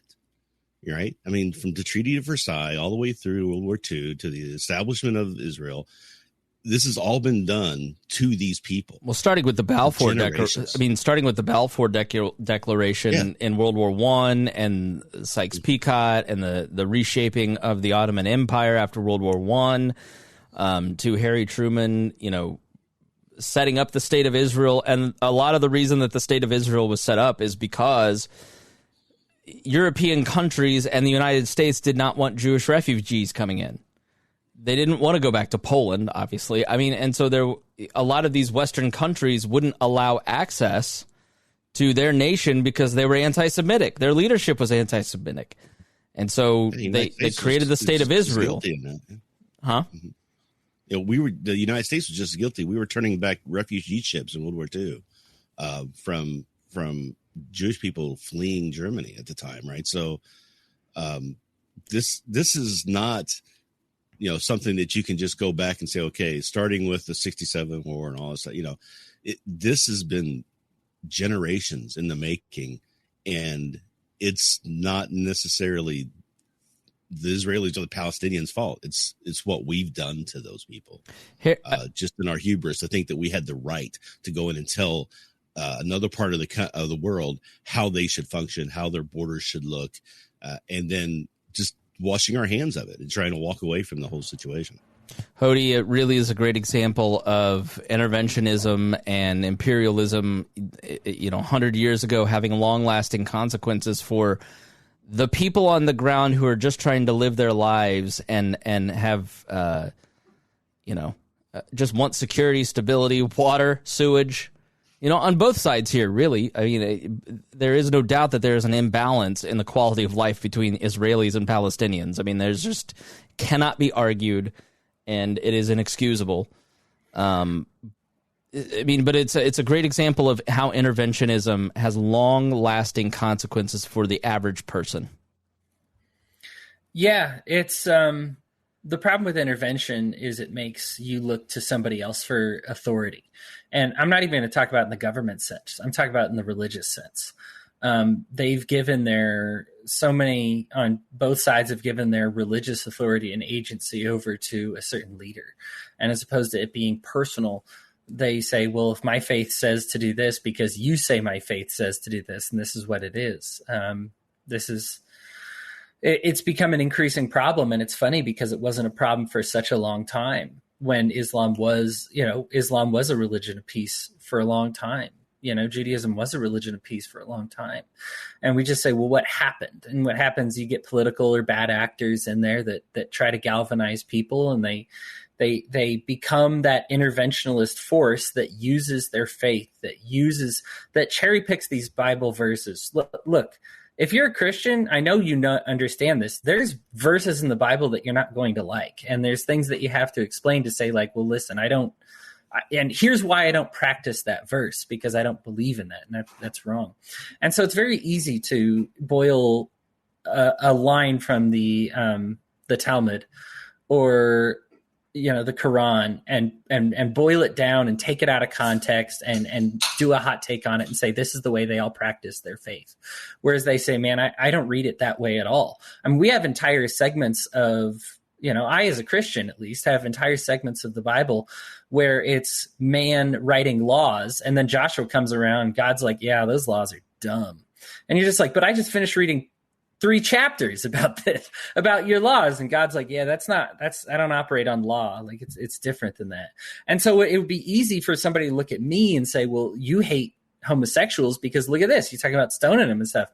And I got to flip over and be like, well, if you do a deep analysis, I don't believe in that. I believe that was man trying to contend with righteousness. And so what we have is an eagerness to demonize usually one side or the other. Nobody's hands are clean. Both should be, and will be at some point religions of peace again. It's a matter of getting this authority, this religious authority, away from these political figures and back into the hands of the people. Because the more people that study, look, your friends that you might have at your local mosque or synagogue, they're great people. I mean, people are genuinely good. and generally good. And there are a couple of bad ones, and sometimes they just focus so much on the evils of the other ones that they make it feel like you have no choice. And that is what's going on in the Middle East. Like I said, I look at this largely theological. That's kind of what shades my view of the entire history of that region, and even the current events of that region is a lot of what's going on with the theology. But it is a classic case of what happens when you lend your agency to a human being and not to an ever-loving God, that you start to lean away from those verses that tell you to stay away from violence, to refrain from murder, that refrain from anger. Both religions have verses that strongly condemn hitting back. Both have verses that say you are not to gain revenge when somebody aggresses against you. But what happens is people will focus on the wrong verses. They'll take them out of context. They'll put it out there for their own people. And all of a sudden, you're just a religion of violence and there's no saving you. And I look at both the Israeli and the Palestinian people, Chris, just like you mentioned. They want sewage, water, food. Both sides are throwing punches. I don't care which side stops throwing punches first, but as soon as one side stops, that will be the end of violence in the Middle East. Yeah, I mean, outsourcing your religion to politicians is really a hot theme right now. It'll be interesting when Trump, to troll, just endorses Caitlyn Jenner, and we'll see what the people who've been ranting against trans people for the last 5 years will do then. Harry, any thoughts on this? Well, the main thing with it is, it is a lot of the when you try to dissect the issue, when you try to go through it, you just realize it's just a lot of bad government policies. A lot of people also using religion to enact bad government policies in that area to also like make this massive powder keg. Because even when you look at things like, well, this was done for that reason, this was a good thing, but what was the other thing that begets the other thing, which also made the other thing? It's just,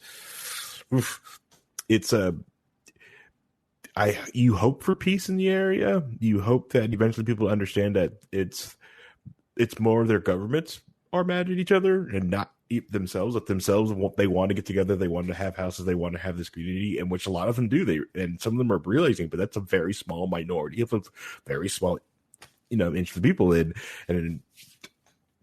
I don't know. It's one side is heavily funded by the West and will continue to have massive support and weapons. The other one's supported by people who hate the people that support them. And it's almost like it's a massive, it's just an ongoing proxy war, even at some points. But yeah, with regular people in the middle getting bombed and getting their sewage cut off. And it's terrible. And, So, All right, everybody. Thank you so much for joining us here on the Chris Spangle Show. Thank you to Harry and Hodey and Rhinehold and Zach Reath for coming on, and hopefully you've enjoyed this. We need your help. If you got something out of this, then please share the show. Tell your friends. That is the best way for the show to grow. And for the entire network to grow, please go subscribe to all the shows at wearelibertarians.com and support us financially at joinwallplus.com. You'll get all kinds of great benefits like the history of modern politics, 39 new minutes. You're going to get an extra 90 minutes of historical content. It's not politics. It's not me talking about, like we talked about, the default state of human government.